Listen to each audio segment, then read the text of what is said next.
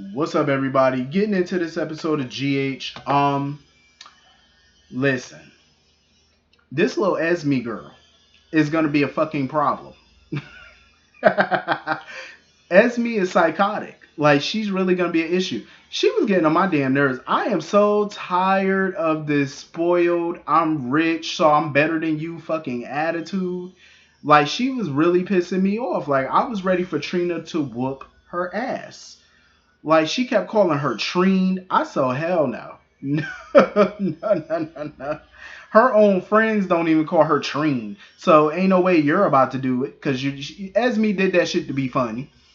And then sitting there talking about, oh, you keep looking at my boyfriend, and you got feelings for my boyfriend or whatever. I'm like, Esme, shut up. Um, like, she just keeps throwing her wealth in Trina's face. Like, every little sentence is about her being rich. I mean, come on, she even ordered truffle fries. I was like, yeah, you spoiled. Um, Trina need to just knock her head against a wall one good time. Like, just whoop that ass one good time.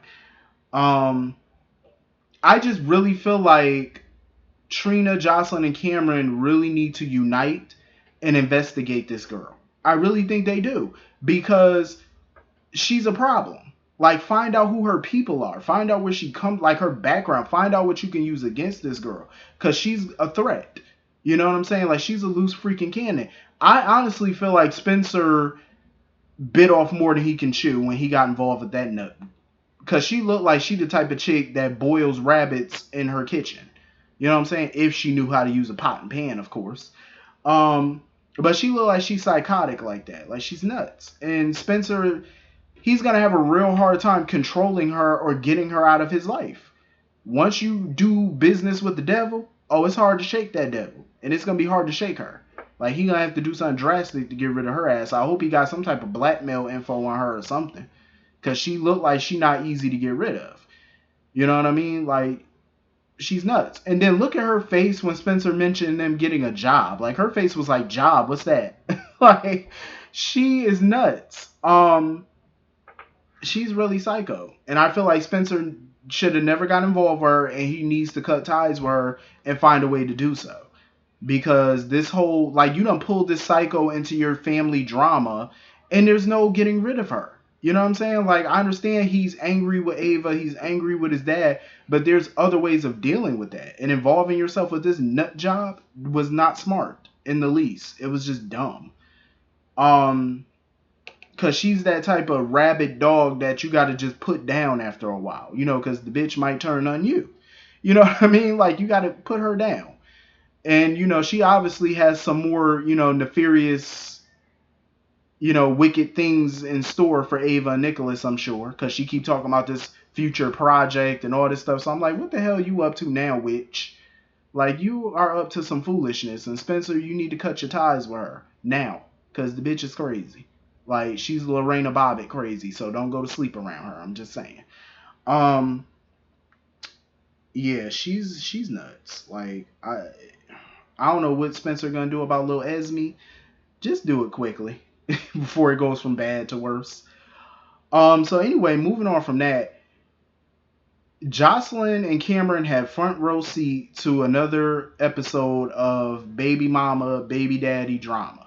Carly and Jax clearly are not on good terms, and Jocelyn can see it. She can sense it. She can feel it, that they're not happy with each other. And Jax got his nerves sitting there. Oh, this is how it's gonna be from now on. What the fuck did you expect? You had your phone on record trying to get criminal information out of her, so you could use it as blackmail. What the hell do you think? You expect kumbaya, my lord? That's what you expected out of her? Please, he know how Carly can be. And Carly let him know, now that Jocelyn's officially grown, she's 18 now, and she's moving out on her own, she's moving into the dorm. She said, this co-parenting shit that we've been doing is done, it's dead, it's over. She was like, we ain't got to co-parent no more. I don't have to look at your ass no more. I ain't got to talk to your ass no more. You want to deal with Jocelyn? You want to be around Jocelyn? You can call her. You can set things up with her directly. You ain't got to go through me no more. She was like, this co-parenting shit, it's a wrap. We ain't got to worry about custody no more. Thank the good Lord. Carly was over it. She was fed the fuck up. She was like, I don't want to deal with this shit no more. She said, I'm good. Um, Basically, she feels like all her trust that she did have in Jax is gone. She doesn't trust him anymore. She just basically at this point she washes her hands with Jax. She just wants him far away from her at this point. Like, just go your way. Let me do me. I don't blame her. So anyway, moving on from that, I feel bad for Phyllis. I really do. You know, losing her husband after all them years, I feel horrible for her. You know, and you know, at least Sonny was there to comfort her and stuff like that. Cause I know it ain't easy for her. You know, when you so used to somebody and stuff after all these years, and then you coming home now and your husband ain't there no more, and it's like all you got now is just memories. You know, I feel bad for her. I like Phyllis. I really do. To an extent, I really like her. She could be a little too much when it comes to like Nina and stuff, like a little too overprotective. But beyond that, I like her. I like her and Lainey. I really do. Um, Hopefully though, when all this is said and done, we could still see some Phyllis. Like maybe she could join the GH staff, become a nurse over there or something like that. I would like that. I like her. She has this warmth about her, like this, you know, she's like this comforting type person, like, you know, very welcoming. So anyway, moving on from that, Nina, little silly ass, she should have been quicker than that with her gun. Cause Peter was ready. He had his gun all up on her ass. I'm like, oh Lord. Nina, you should have been quicker. So basically, Nina pisses me off yet again because she basically just traded her sister-in-law and her niece.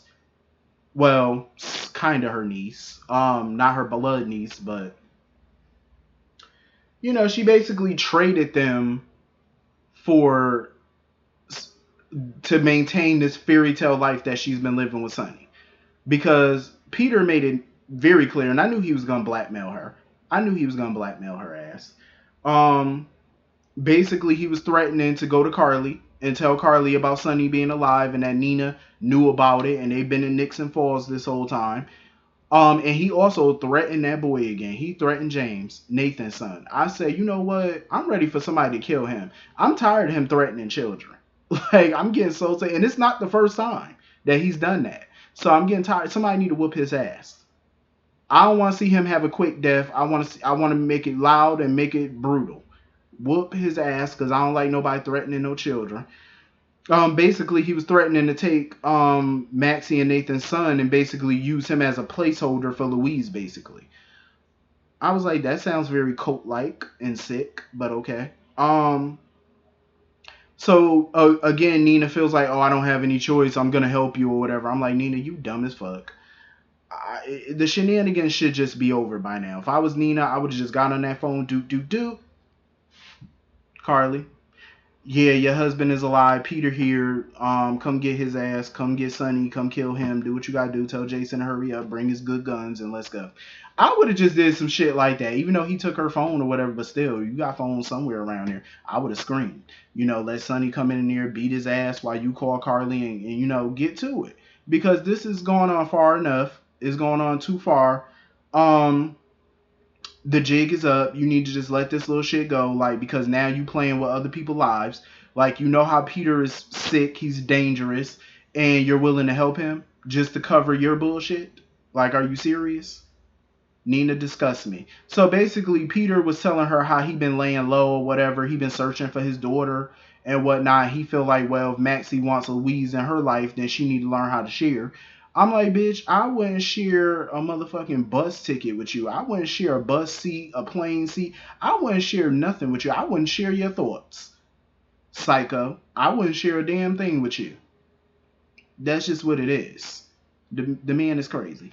Because he basically wants to set up his little base of operations in Nixon Falls.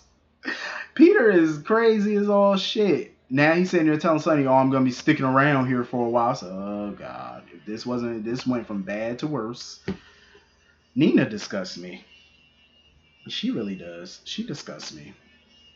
And Maxie not making it no better on herself because when Maxie bumped into Valentin or whatever, Valentin mentioned how Peter could have already, if Peter's still alive or if he around or whatever, he could have bumped and, you know, found Louise by now. And Maxie was like, oh, I doubt that. So that left Valentin looking confused and baffled, like, what do you mean you doubt that? Like, that's basically telling him you know something I don't know. You know what I'm saying? Like, you basically tipped your hand a little bit right there. Because if I was Valentin, I would have been asking more questions like, what the fuck that's supposed to mean? Because Valentin's a pretty smart person. He usually picks up on shit like that. And, you know, he looked confused and baffled, like, and I would have just kept asking, like, okay, what that's supposed to mean? I'm like, Maxie, you tipping your hand. You tipping your hand. She need to let this whole thing go too. Like, I understand she trying to protect her daughter, but at this point you might as well take your kid back if you can, and just deal with the consequences and whatnot. Call Mac, call Anna, get some protection or whatever. Do what you gotta do, cause y'all letting this shit go a little bit too far now, and you know some dangerous shit is about to happen if y'all don't get y'all shit together.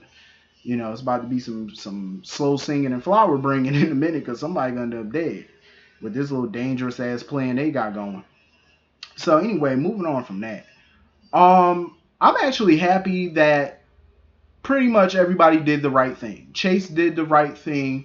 He said, you know what, this ain't my battle, this ain't my fight. He gave the document that he found in Edward's study. He gave it to Michael. And you know, Michael in turn gave it to Austin. Because Austin made it abundantly clear, and I agree with Austin. Because Michael was hurling all these insults like, oh, you've been underhanded, you used Chase's pain and all that, you used him. In my opinion, he didn't do shit that none of y'all haven't done. Michael has been underhanded before. BLQ definitely. So y'all are in no position to sit here and lecture him about his tactics. You know what I'm saying? And BLQ, in my opinion, she's sitting there trying to blame Michael for them losing ELQ or whatever. I'm like, y'all still got ELQ. You still have it. So what are you bitching about? I feel like she's not even really pissed about ELQ. I feel like she's pissed because that means Austin's going to be more around them. And she knows that Austin could piece together what happened that night, and it could blow their cover with the whole baby switch and Louise and all that stuff.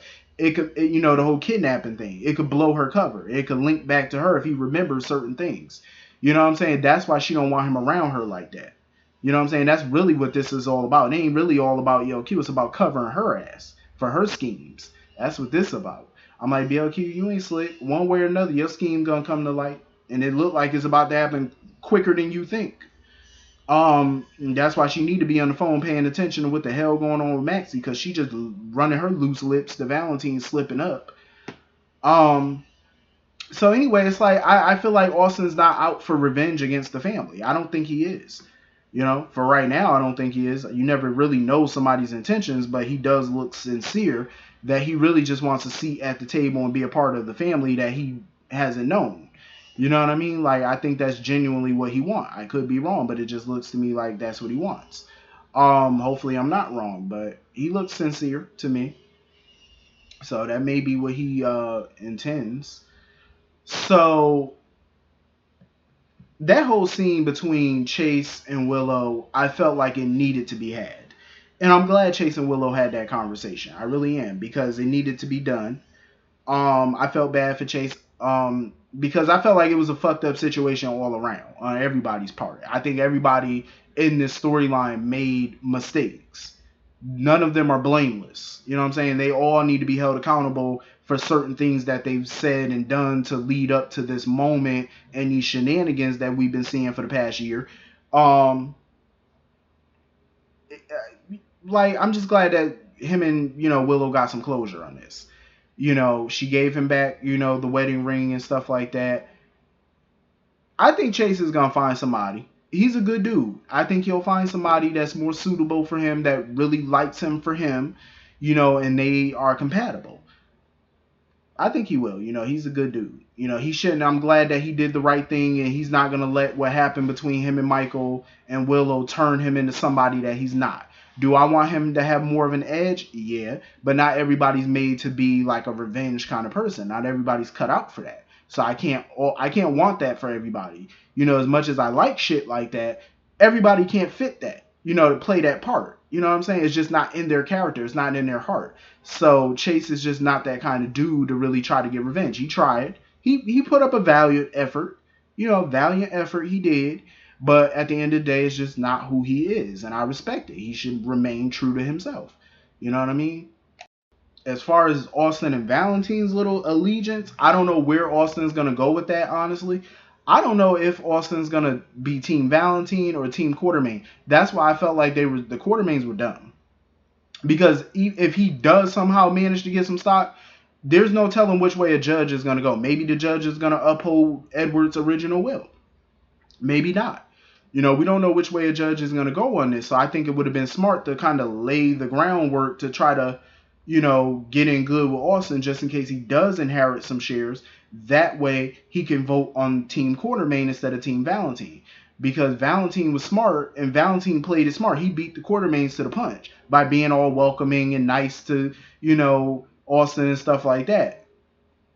Valentin did what they should have done. You know what I mean? Like, instead of trying to sit there and bitch at this guy, should have been trying to, make nice with him. Might come in handy later for you. Valentin had the brain power to do that. So anyway, that was pretty much the whole episode. Hit the comment section. Let me know what y'all thought about it. I'll see you all later. Peace.